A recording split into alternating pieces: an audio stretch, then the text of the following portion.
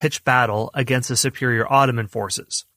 Vlad used guerrilla hit-and-run tactics as well as a scorched earth policy to demoralize the Turks and rob them of relief from the intense heat of summer. And Ottoman superiority was also partially negated by Wallachian countryside. Road conditions were poor, the forest made it hard to move, and bog marshes served to hamper Ottoman progress. Sort of like a reverse of Operation Barbarossa, in which the Germans went into Russia in World War II.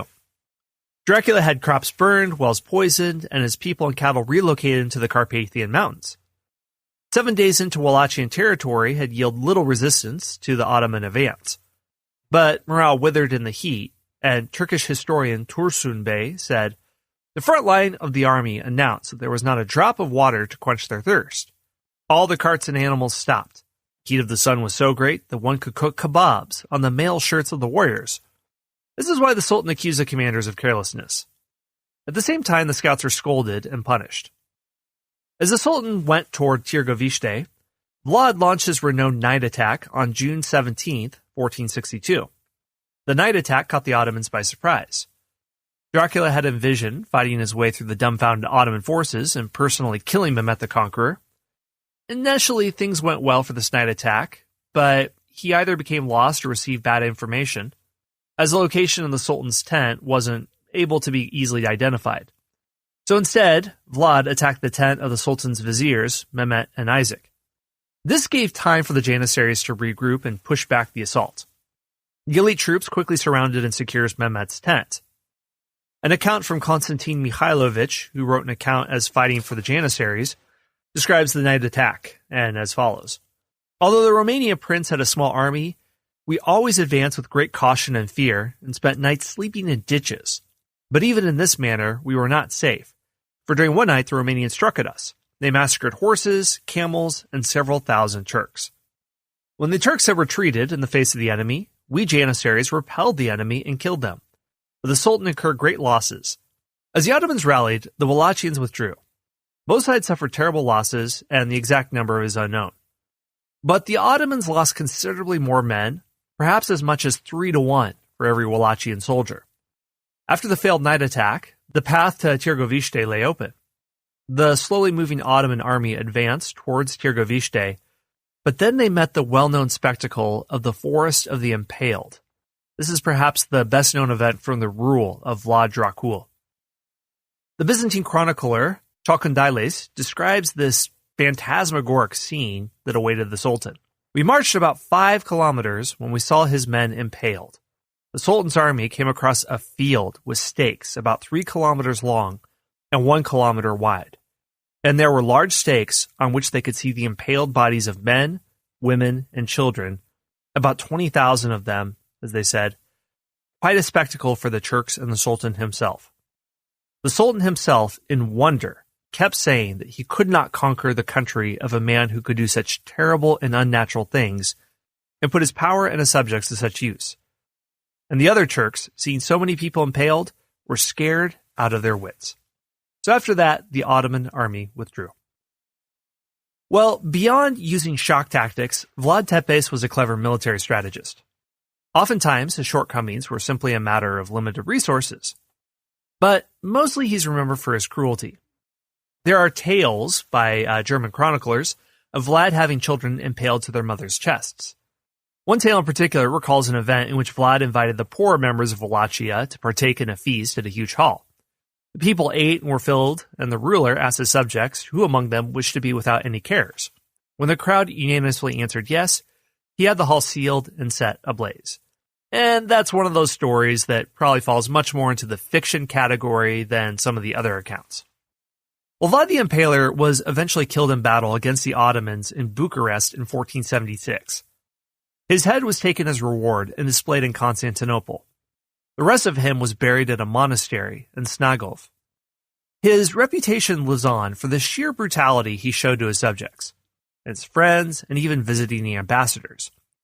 And one other story that describes his cruelty, and again, it's probably apocryphal, but we simply can't know for sure. A number of Ottoman ambassadors came into his presence and refused to remove their turbans, according to diplomatic custom. They told Vlad that they couldn't remove their headgear. So Vlad, in order to assist them, he ordered the hats nailed to their heads.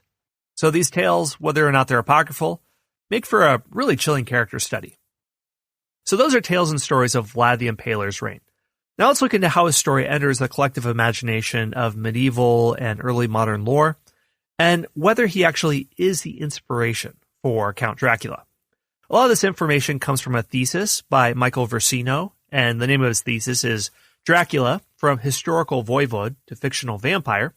We're also going to see how Vlad Dracul, in his homeland of Romania, is actually a national hero, and how the historical legacy of someone can really take on a different character in one geography, in the case of Romania, versus other places, Western Europe and America, where he's considered a brutal tyrant and the inspiration for the vampire. Well, Vlad Dracul became a legend in his own time. It wasn't necessarily because of his use of torture and impalement. That was a big reason, but there were other people doing this in the late Middle Ages. Mostly it had to do because of the rise of the printing press, and chroniclers and writers used this to record and exaggerate his cruel deeds. This is how he became reviled throughout parts of Christendom, but then he was also praised. The group that wrote down stories of his cruelty and barbarity were mostly German Catholics who resided in Wallachia during the time of Vlad Tepes' rule. The German Catholics had a particular enmity towards Vlad Dracul, and this enmity led to the publication of many reports concerning the Wallachian prince. The slander stemmed from two reasons. First, the Latin Catholic and Greek Orthodox churches had been in disunion officially since 1054, and the split between these two Christian groups was only widening over the centuries. They had developed a mutual distrust for one another over the course of centuries, and when you have things like the mostly Orthodox Wallachians siding with the Ottomans instead of the Hungarian Catholics, the political and the religious can kind of blend together.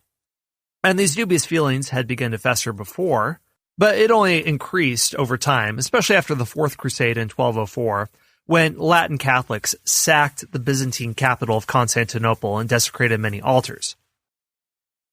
So by the 15th century, Wallachia was one of the few states where the majority of the people were active members of the Greek Orthodox Church. Vlad Dracul was also an Orthodox Christian, and in the eyes of many Catholic Christians, the Orthodox had been practicing a form of Christianity in which they had been excommunicated for hundreds of years. So it was easy to condemn Vlad from the perspective of German Catholics when you were also recording his terrible deeds. Plus, there was conflict between Wallachia and the German-speaking merchants of cities of Brasov and Sibiu during the reign of Prince Dracula. The beginning of the conflict between Vlad and Saxon merchants started with the death of John Hunyadi of Hungary, following his defense of Belgrade. His death led Hungary politically unstable. Questions of who should take the throne took a violent turn, and civil war broke out between factions supporting King Ladislas V and those supporting Hunyadi's son, Matthias Corvinus. The conflict between the factions was resolved in 1457. With this resolution, the status quo remained in Wallachia.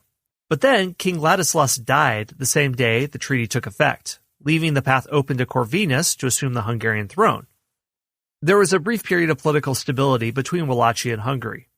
During this time, Dracula sought to end the Saxon trade superiority. Saxons had specific trade rights that Hungarians had promised them. The Saxons had been granted special trade privileges by Mircea the Old, founder of Wallachia and grandfather of Vlad Tepes. The Saxons, mainly in Sibiu and Brasov, had fallen increasingly on hard times as the approaching Ottomans cut off several important trade routes. To this end, the Saxon merchants sought to make up for their losses at the expense of Wallachian traders. For economic reasons, Corvinus supported Sibiu and Brasov. Relations between Corvinus and Dracula reached the boiling point, and the Hungarian king, as well as the Saxon merchants, began to support the previously expelled Dan III. He was a pretender to the throne who ruled from 1456 to 1460. Dan wrote to the Brasov ruling council in April of 1459 that, "You know that King Matthias has sent me, and when I came to Tarabarse, the officials and the counselors of Brasov cried to us with broken hearts about the things which Dracula, our enemy, did." A few weeks later, Dan invaded Wallachia, only to be defeated by Dracula. Dan III's fate was recorded by the 1488 edition of the Nuremberg Chronicle. He, Dracula, captured the young Dan and had a grave dug for him and had a funeral service held according to Christian custom and beheaded him beside the grave. After hearing about Dan's death, the city of Brasov sent a representative group of 55 men to Dracula in order to try to avoid future hostilities. But the delegation was arrested for their part in trying to help him assume the throne. Vlad was ready to unleash retaliatory measures against the Saxons. After plundering Brasov, Dracula turned his attention to the duchies of Amlas and Bucharest, both which had incurred his wrath. These attacks are a source of a lot of Vlad Dracula's bad press. Excerpts from the Nuremberg Chronicles of 1488, written by the German Catholics that Tepes had punished, give us an exaggerated account of the Dracula-Saxon conflict. It said, immediately he had Prince Laszlo, Vladislav II, killed. Soon after this, he had villages in Transylvania, also a town by the name of Beckendorf in Würzland, burned. Both women and men, young and old, perished. Some he brought home with him to Wallachia and impaled them all there. He declared a peace, and during the same, he had many merchants and wagoners from Würzland impaled. He also had a large family extinguished and impaled, from the smallest to the largest, young and old. Ambassadors, numbering 55, were sent from the kingdom of Hungary and Saxony and Transylvania into Wallachia. Dracula kept them waiting for 5 weeks and had stakes made for their lodgings, or impalement. Meanwhile, he went to Würzland and destroyed the grain and had all the crops burned. Then he had the populace led into captivity out of the city called Kronstadt. And Dracula rested near St. Jacob's Cathedral. He had the outskirts burned. Also, when the day came, early in the morning, he had women and men, young and old, impaled around the hill by the chapel, and sat down among them and ate his breakfast with enjoyment. So this last comment made some Saxons speculate that Dracula drank the blood of his victims with his breakfast, and this bleeds over into the whole vampire myth idea. Documents, at least the early accounts from Saxon merchants, don't refer to Dracula as being a blood drinker. So the scene of him eating his breakfast is macabre. It's not the idea that he's actually engaging in cannibalism. And then the pamphlet goes on and tells tales of Dracula's cruelty. That Dracula is accused of roasting children, impaling priests, had his mistress torn apart for giving the false news of her pregnancy, burned people up to the stomach, and then had them used for target practice, impaling up to 25,000 men, women, and children outside the cities, and on and on and on. The details of these stories get more gruesome as time goes on. The Nuremberg Chronicle ends in a strange way. Its final entry reads as follows. Soon after this, the king of Hungary captured him and kept him for a long time in severe captivity.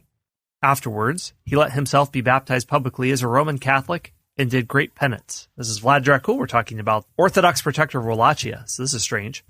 After this, the king made Prince Dracula a ruler again as before, and people say he did many good deeds afterwards. So what Dracula's conversion, at least in this account, if it actually did happen, says, is that it allied him more closely with his Hungarian neighbors. There was increased security in southern Transylvania that had previously been ravaged by the Impaler's army. And the tone change from positive to negative that seems to indicate the negative aspects of him aren't so much about his brutality, but his Orthodox affiliation. So these chronicles, the Nuremberg Chronicles, they're blended with Russian and Romanian tales. They do serve as contemporary reference to the kind of ruler Vlad Dracula was. And we have other accounts, too, about Vlad Tepes in the late 15th century that portray him much differently. There are the Slavic tales concerning Vlad Tepes that come from the tale about Voivode Dracula, written between 1486 and 1490, right at the time of the Nuremberg Chronicles. These tales show the idea that despite his cruelty and use of impalement, Vlad was a brave leader who stood his ground and only meted out harsh forms of punishment in order to safeguard his people, and he used harsh forms of punishment against people regardless of social status. So he was an egalitarian in one sense. In one anecdote, Dracula inspires his troops just prior to the night attack against the Ottomans with the words, "Whoever wants to think of death, let him not come with me, but let him stay here." Some stories tell how mortal sins such as laziness, adultery, lying, and thievery were all punished by him. So he's an upright, pious ruler in some senses. Others read like a fairy tale, talking about a golden cup at a drinking well in the middle of the forest that all could drink from, but none dare steal for fear of Dracula's wrath. So this is largely how Dracula is remembered in Romania today, for his staunch defense of Wallachian independence.